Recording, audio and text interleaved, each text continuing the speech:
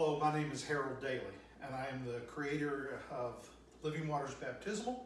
And this video is intended to help you see how easy it is to set up the baptismal, and how to operate it, and how you can change up some of the water effects.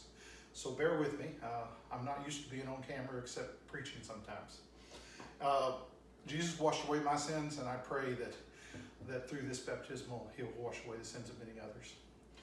Anyway, the baptismal is very portable. It's on wheels, leveling casters. You can see how easy it is to spin it around and move it into various positions. But right now, we're going to show you how to set it up. So the first thing you'd want to do, of course, is remove the lid. And the lid is oak, and it has a drip ring underneath that just protects in case someone should turn it on with the lid on with water, and it helps to make sure the water goes back down into the lower basin and not all over your church floor.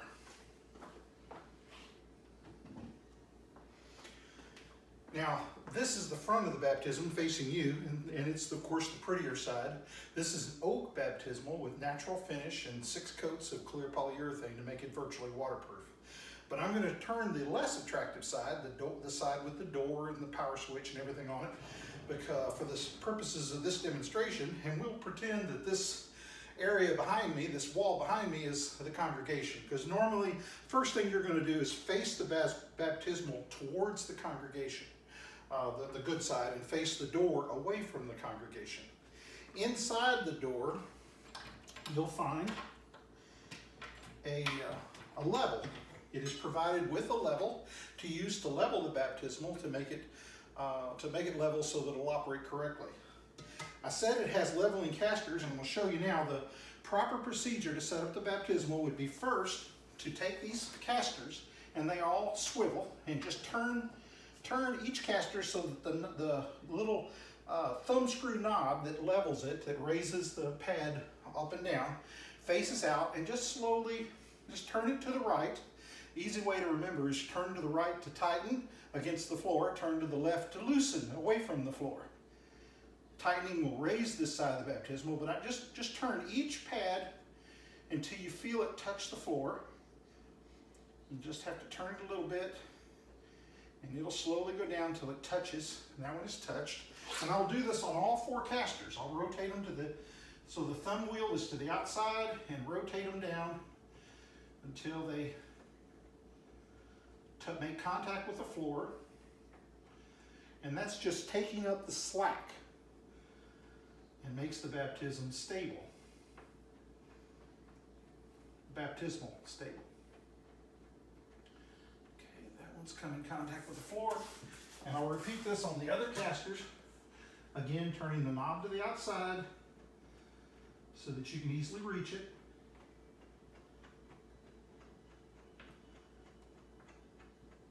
Till it touches the floor. And we have one more. I'm going to close the door. And this one's already in position. Oops. So turn it. So the knob is turning to the right as you're looking at it from the outside, to your right, as you can see. Turn it to the right till it touches the floor. Now, once they've all touched the floor, align the level over 2 opposite casters. There's a caster here and 180 degrees apart. While this side is almost perfectly level, you're trying to get the bubble on the level right dead center. Let me show you very quickly. It's a typical carpenter's level. And what we're trying to do is get that bubble. I don't know if you can see this. You're going to be adjusting it so the bubble's in the middle between the 2 lines. And that indicates that the baptismal is perfectly level. Again, I'm lining this up just across the center. And it's perfect this direction. And then after you get it level in one direction, you can move it to the other 90 degrees over the other 2 legs. And do the same process. Now this time the bubble's a little bit this way, which means this side's a little bit high. So I'm going to raise that side a little bit and lower this side. I'm going to start by lowering this one, just 1 or 2 turns. Or I say turns, just 1 or 2 little movements. And then raising this one the same. Remember, right, turn it to the right. As you face it, to tighten, to lift up the baptismal, and to the left to loosen.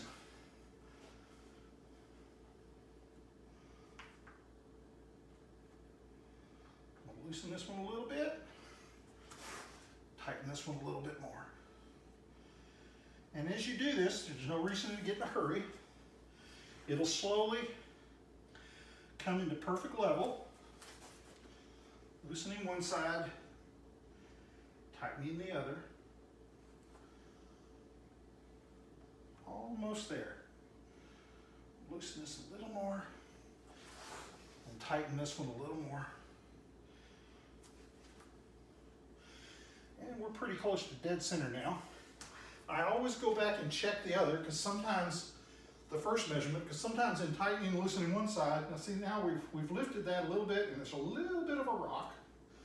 We lifted it a little off the floor, so I'm just going to tighten both of these, whoops, to the right, and tighten both of these just a little bit so that there's no rock and we're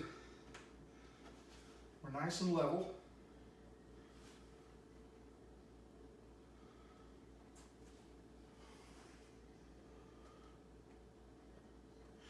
And now we're nice and level. It won't rock in any direction. The baptismal is stable. Nothing's going to knock it over or move it. It can't slide or roll on the floor. It is perfectly level. The next step is to add water. Now I have a 5-gallon or 6-gallon jug. The baptismal holds a minimum of 4 gallons. You need at least 4 gallons in it to operate it safely. And no more than 5 gallons. So I'm going to put in probably about 4.5 gallons of water. You can just pour it into the basin. You can use any kind of jug or device you want, but just fill it up. That's all you have to do, is just fill it up.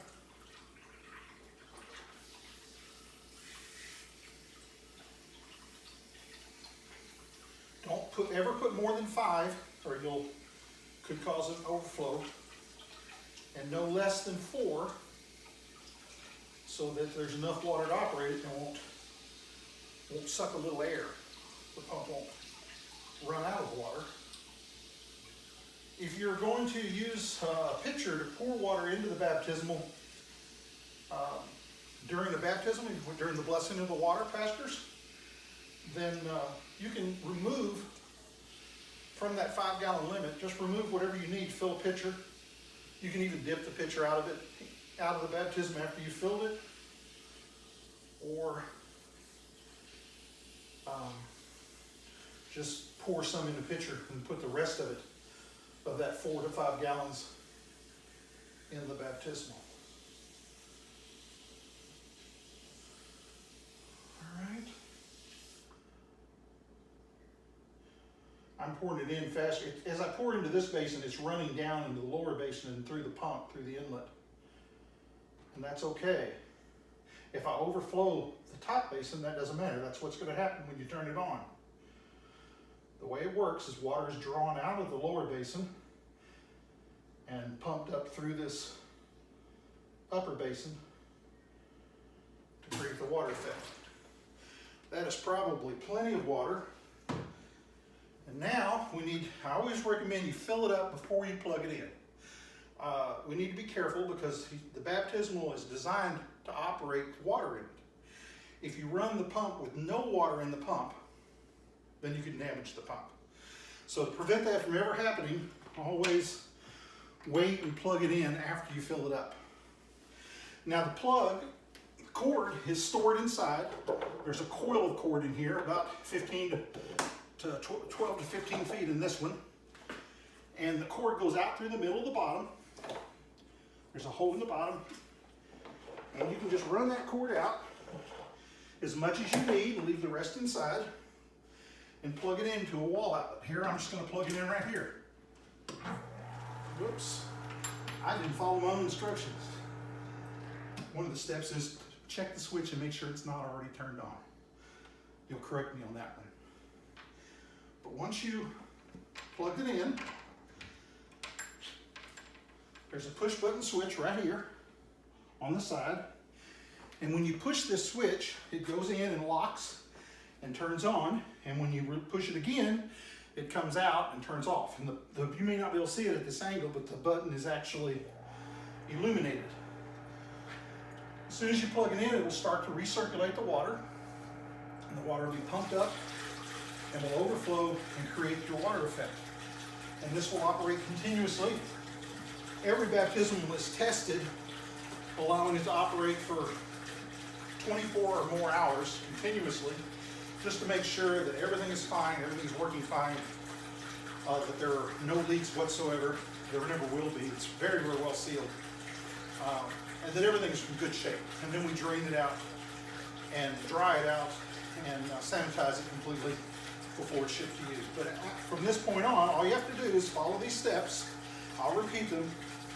Turn the pretty side of the baptismal towards your congregation, the door away from your congregation, level the casters, turn them out so that the thumb wheels are facing outward, turn to the right to lower the pads, these rubber pads, till they hit the floor. When all four of them are touching the floor, then use the level above two casters and level between those, raising and lowering those pads till that level is perfectly level. Then turn the level 90 degrees and do the same thing on the other two, and then go back and double check the first time. The first one, make sure you haven't maybe raised the other one so much that it's rocking a little now, because you want it perfectly level and you want it stable so it's ready to use for baptizing. And so you have here the baptismal operational. This particular water effect is what we call the gushing springs. It looks like a gushing spring. The water is coming up, boiling up to the surface, running across, and then dropping over the edge and returning to the lower basin and then just recirculating. One thing I want to show you that's kind of neat, pastors, is that if you're doing a blessing of the water and you're adding water to the baptismal, unlike the little stainless bowls or porcelain bowls and a lot of your baptismals that you probably are accustomed to using, you have to be very careful if you pour water in, because the basins are small, and if you hit that basin, the water can splash out very easily. You have to be very, very careful. With this, you don't have to do that, because as you pour water in here, it's just absorbed by the system and just adds to that, as long as you don't end up going over 5 gallons. So if you had a whole bunch of baptisms in a particular day, maybe a string of services back to back, you may want to dip out of the baptism and use the water rather than continuing to add water, one baptism after another, because you may end up getting the baptism too full. So, but another thing that's really interesting is when you pour the water in, you can see, especially if you pour it in the center, the water acts like a fiber optic. The light in the middle, if you bought one with a light, the light is optional. It shines up and it's captured in the stream of water. As you can see, you can actually see the water, the light is picked up in the stream, which is really nice. It can be seen from a great distance and makes the pouring and the blessing of the water just that much more visible and special. All right, so this is, like I said, this is what we call the gushing spring. This is the most visible water effect and the most audible. The sound, it makes more turbulence, more sound. The water is more pulsating, so you hear that ripple and that splashy sound, although there is no splash whatsoever. This rim is completely dry, the floor is completely dry. All the water is contained the way it's designed. The water is naturally cohesive and it clings to the bowl and runs down and doesn't make any splash at all. And of course, when you're baptizing, you can dip water from this and use it for baptism. You can splash the water, you can move around in the water, you can do a lot of things, and you may make some splash. If you make big enough waves, you can probably make some splash. And if you're baptizing a child, which I've already experienced, a child can make a lot of splash, but then that is a child's prerogative. They can get everybody wet if they want to, but they can do that in any baptism. Now I would like to show you some of the alternative water effects. If you don't want this much sound or this much visibility, you have choices. I'm going to turn off the baptismal. Inside, in the door, is mounted some additional hardware.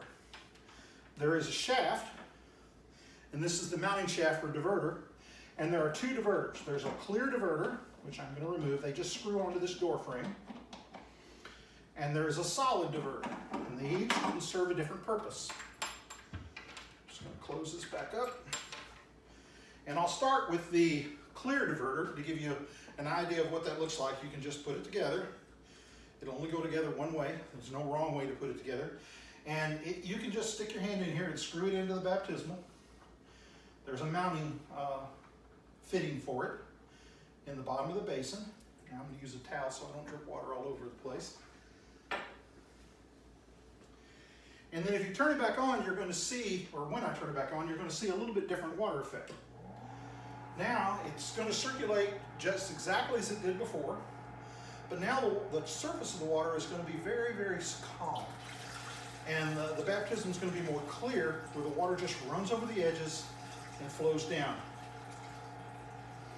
And so it's very, very tranquil. There's less sound and less visible motion in the water. It's a little more peaceful, and that may be what you prefer. Now the light effect works the same. If I am to pour some water in here, the light is going to pick up the water as it did before. And you're going to see it. Now I can get some more. This is what you may have to do between baptisms. Between baptisms, excuse me. Dry this off. And again, as you're blessing the water and pouring the water, you can see it just knifes down into the surface. And the water is partially illuminated by the light.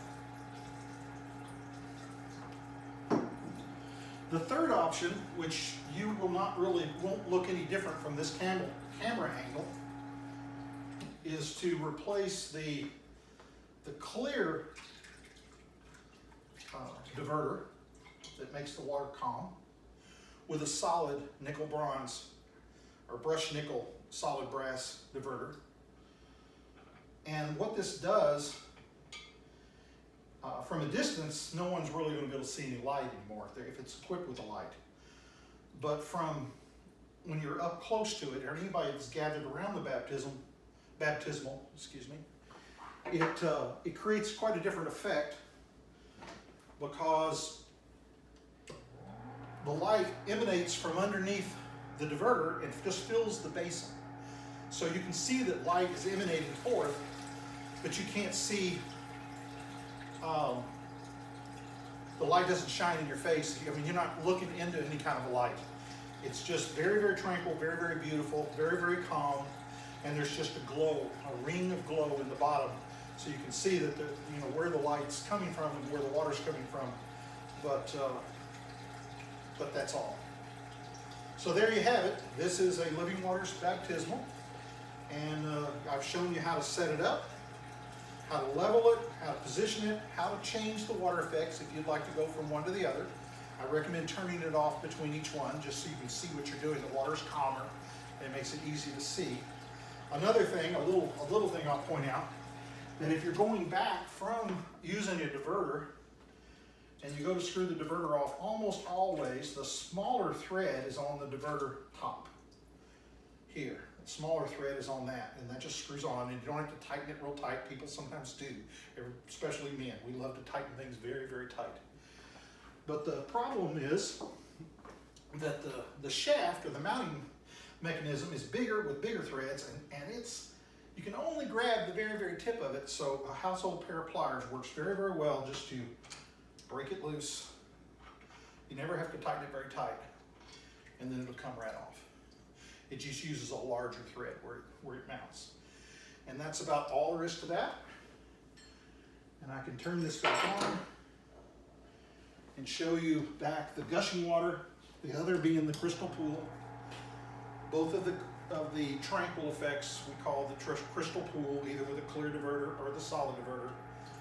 And we're going to go back to the gushing. This is my favorite. I like the water boiling up. It looks like a spring, the gushing spring, as the water just boils up, and it makes it more visible and, again, more audible. There's more sound. You can be heard and seen from a greater distance, and it makes it just a really, really beautiful effect. Very, very beautiful effect. And it's great for pouring and everything else. So, again, this is the setup and the operation of a Living Waters baptismal. When you're through using it, all you have to do is turn the power off by pushing the switch. The switch will go out and it'll turn off, and you can set the lid back on it. But again, do not operate it with the lid on it. Even though it has the ring to help keep the water from escaping the baptismal to direct it back into the lower basin. It's not good for the lid. It's not good, even though this is well sealed with 6 coats of polyurethane sealer, it's just not good for it to, it wasn't designed to be operated with the lid on. Let's just put it that way. It's designed to operate like this. It's very, very well made. The pump is stainless steel, food grade, magnetic drive. Everything in it is designed to last for a long, long, long time. This baptismal should serve your church for 30 plus years without any problem at all. So that's that. That ends this video. I'll be showing you another video on how to sanitize, clean, and empty the baptismal, and I'll do that in a separate video. So thanks for watching today, and I hope you will give this beautiful baptismal a try.